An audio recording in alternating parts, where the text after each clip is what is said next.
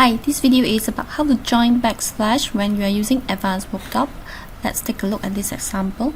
This is how it looks like if I use the auto worktop. Now I would like to extend the side to 800 and the front of the area to 3500. Maybe you would think of editing this parameter. Right click on the worktop, worktop edit. But please note that when you edit the front here, it will extend all the front side of this worktop. Same goes to the other sides. So to solve this, we're gonna need to use the advanced worktop. Go worktop, advanced worktop.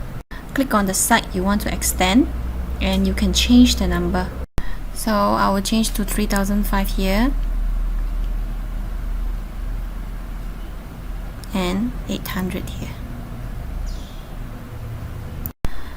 Now, when you click on Generate Worktop, you will see the same worktop parameter window.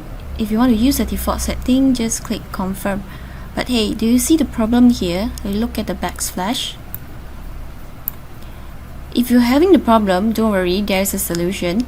Please note that if you use Advanced Worktop, there's no edit function like the Auto Worktop. Means you need to delete and redo the top. There's no edit. So let's do it again. Add worktop, advanced worktop. The problem arises because of these points over here. All you need to do is to move the points here to the end. When you zoom in bigger, you will also see there's a minor gap here.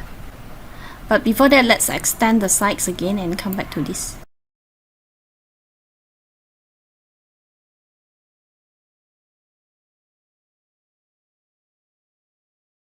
Okay, to move the points, you can first check on the location of the end points. Just click on it and you will see the pop-up window on the right. Now it shows -2005 and 5810. Change the Y to 5008 to flatten the gap. Now click on the split point. Change the X to 2005. Make sure the Y is 5008. And another one, 2005, 5800. Remember to enter.